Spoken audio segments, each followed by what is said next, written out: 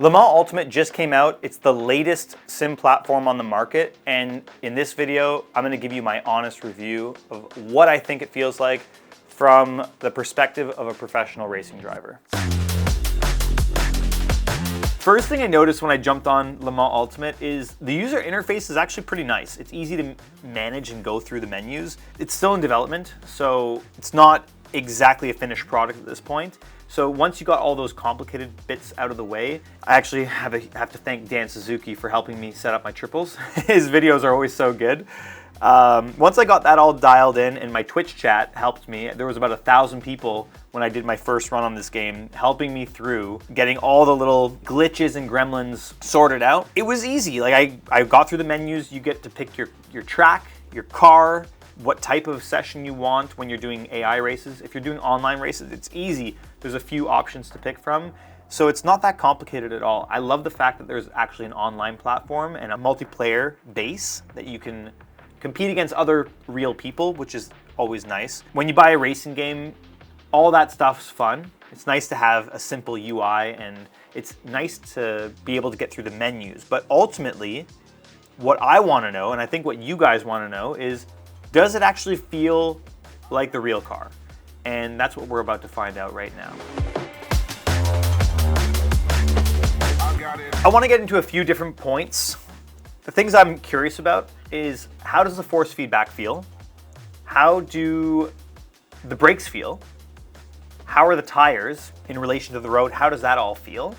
And then I'll probably be able to, with those points and keeping those in mind, I'll be able to come up with the conclusion of what I like and what I think needs improvement for the future. So let's get on track and we'll just get into the first point, feeling the force feedback. So right away, I like the fact that you start from the pit garage and you go to the pit box. It's really, really cool. It's immersive. I've driven here at Spa before, so it's a very similar experience. So I think that's neat. I'm on the track with some AI right now. And I'm using a SimuCube 2 Ultimate. I'm gonna let this guy go by me here and obey the blue flags. So in terms of force feedback, there's a lot of information, a lot of detail actually. When I touch the curbs just there, touching the grass, I feel some vibration. It seems like a lot more alive.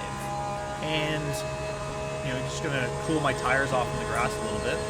But, you know, feeling the edge of the track, feeling the curbing, the grass, it's actually really responsive. I actually think it's a bit too responsive. There's too much vibration from the curbs, and I don't know if that's something you can dial down. These are all like the basic settings I've taken right from what the game offers you out of the box. But yeah, I mean, just the feedback and the level of detail is actually really nice. It feels, especially for those that don't have motion, you can definitely feel a lot more coming from the steering wheel. Which, is it more or less realistic? I would say that you don't get this much feedback from the steering wheel. Things are more dampened, and that's probably something you can tune for sure. So I don't want to say that's a negative point. I think that the more information you have, the better. Especially, oh god, there's a guy behind me. Gotta use my mirrors. But yeah, I mean, the more information, the better. I think if you don't have it, you can't tune it out. So it does feel good. I know that in all of the YouTube comments I read, everybody's been raving about rFactor 2, which essentially this is using rFactor's platform. This is essentially rFactor 2, but just reskinned with Le Mans Ultimate. And it feels good. Everyone says, oh, rFactor 2 has the best force feedback. And I understand what you mean. And it's almost like, you know, a phone camera. It's very subjective. When you have, let's say, one brand versus another, one might have more saturation than the other, and you might like that. That might be your taste, but I think that having more doesn't always mean it's better. And I think this is a perfect example, is there's more, but I don't think it's better, it's just different. The next thing I want to talk about is braking. And that's probably the most important aspect of a simulator, if it feels good or bad. Now, you guys know my stance on braking. When it comes to ACC, I don't like it. I feel like you have to smash the brake pedal down. In this game, I have to say braking is really, really good. I think you could be aggressive. It just feels right. It feels intuitive on the brakes. You know, the amount of braking you need for these types of corners. And again, like I said, I've driven Spa before, and the style of braking, oh, I was looking at my telemetry there. The style of braking that you need is actually pretty realistic, I would say. I don't know how it's going to be on a competitive standpoint from like an esports perspective and how you're going to drive, but I can say that the more I drove this sim and the quicker I got, the more aggressive I had to be with it, and I felt like it got to a point where maybe it's a bit unrealistic because you have to be too aggressive, but it's something that I'm not 100% certain on yet. I need more time and more seat time. Driving for 3-4 hours, I don't think is enough to really get a good feeling of how it is on the absolute limit because I'm still far off the pace. So I would say for the way it feels right now, it's actually pretty good. Like the braking's cool. Just looking at my telemetry and pulling off to the side here, the braking feels accurate. The way you have to brake on threshold, how long you hold threshold pressure for, at least for me intuitively, it seems like the car is doing what I'd like it to do, as I miss the apex. But the trail brake's a lot better. It's not as important to be super clinical compared to like an iRacing trail brake, let's say. Oh, this guy's gonna send me.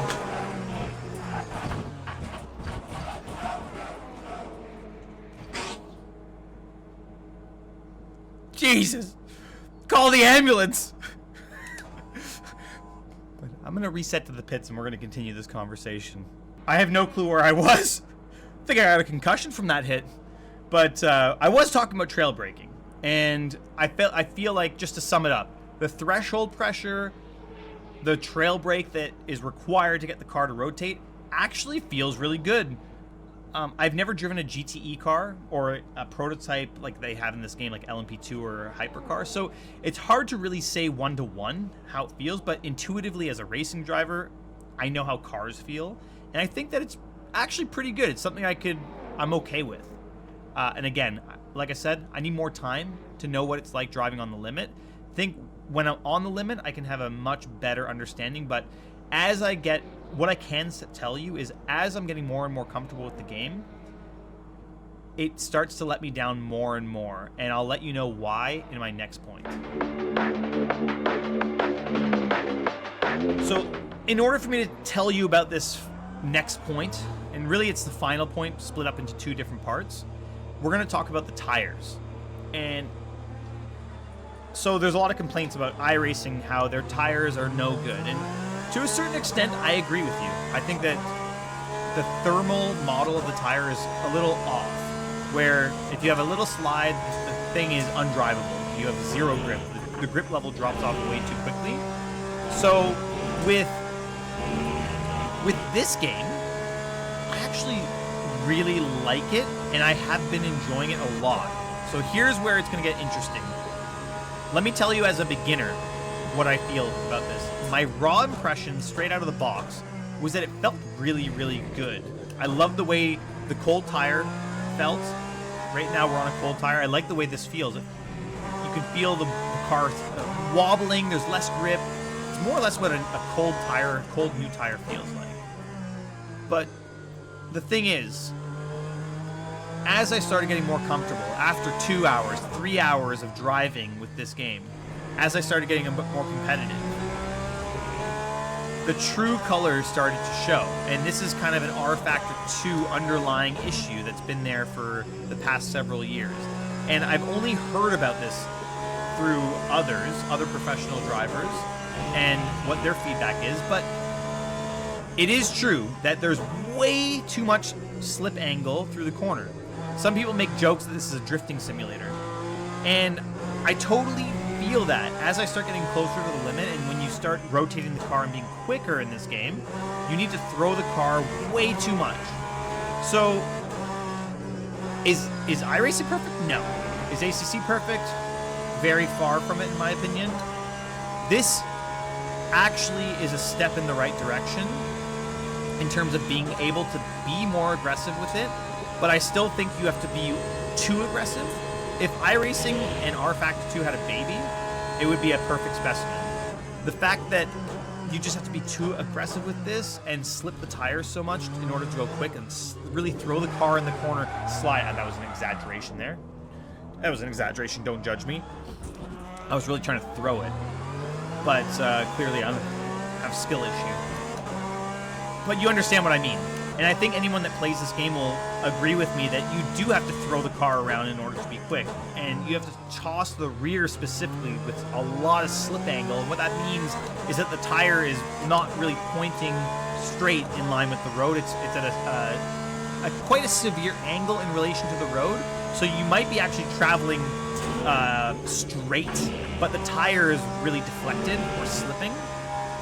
And that's something that just throws me completely off, and as I'm getting more comfortable with this, that's the one thing that really bothers me is when you start going quicker, it becomes more and more unrealistic.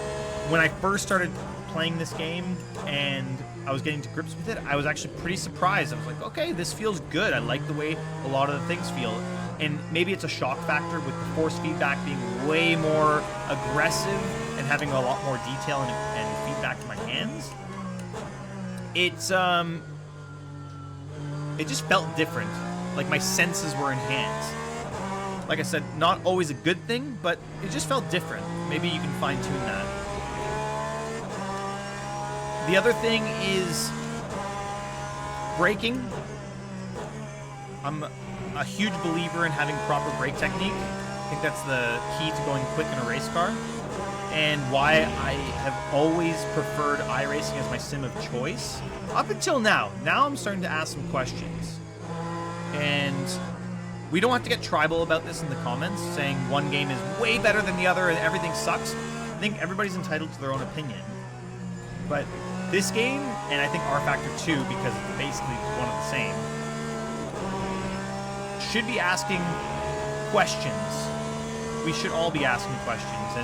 And this is going to keep all sim developers on their toes. But just to round things out, if we can fix, or the developers can fix the slip angle or the severe slip angle, because even there, the way the car is rolling in the rear, it typically doesn't feel like that. There's just too much slippage. And if they could fix that and get rid of the excessive slip angle, then I think that this game could actually be one of the greatest games for sim racing. Now let me just push for a few corners, and I'm just going to see, without talking, how it actually drives, and you can see for yourself.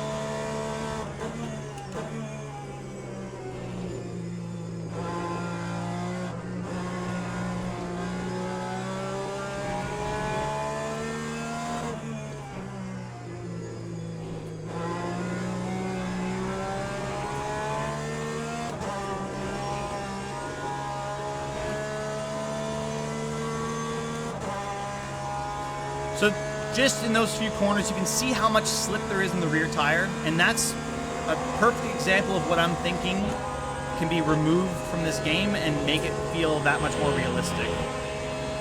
But overall, the experience is pretty awesome. Again, it will take me a bit more time to get used to it and to fully understand what's going on. But, you know, once, especially as the rear tires start to go, the car just seems to dance way too much. And if we can get rid of that, then you'll see me playing this game a lot more. All in all, I think it's actually a fun sim racing game. Is it perfect? No, but I don't think any sim racing game is perfect. The force feedback can be probably tuned to my liking. I think there's a lot of information, but like I said, too much information is not always a bad thing. It's something you can detune if you need to. The braking, probably the most important point, actually pretty strong, and I can see myself enjoying it. And finally, the way the car feels on the road, it actually feels good. You feel like you're in the road, and it's something I haven't really mentioned, but it feels like I'm actually driving in the surface of the road, which is something that you don't really experience in iRacing. You feel like you're more on top of it, or driving on top of the surface. This actually felt like I was in it, but it just always feels like it's on the nose of the car, and the rear is always squirming around. Keep in mind, I don't have any setups on it, but it's just the raw impressions of what I feel, and also what I know is a trend in terms of R Factor 2 and now Le Mans Ultimate, how the cars drive. Way too much excessive slip angle on the rear tire, and that's why people always make the joke that it's a drifting simulator. But I can see myself liking it. I think overall there's a lot of good points. I'd like to know what you guys think of Le Mans Ultimate, or R Factor 2 for that matter, because like I said, they're basically the same game, using the same platform. And really, what do you mostly play? Do you play ACC? Do you play AC? Are you an iRacing guy? Or are you going to take a chance playing Le Mans Ultimate? I'd love to know. And while you're letting me know down in the comments, before you scroll down there, just hit the subscribe button and also like the video if you appreciated my honest review of this new game. And if you think that I maybe misspoke or don't know what I'm talking about, I would love to also hear from you, because I'm sure there's a ton of people that can let me know what's going on with this game. But all I'm doing is giving you my professional perspective, unbiased, unpaid perspective of this game. And basically, anytime I do a review, it's unbiased, because it ultimately comes down to what I enjoy playing the most. I can see myself playing this game. I think it's a lot of fun. They need to fix the tire slip angle, and then you'll see me on this a lot more. Hope you enjoyed the video, and look forward to hearing from you guys down below in the comments. We'll see you in the next one.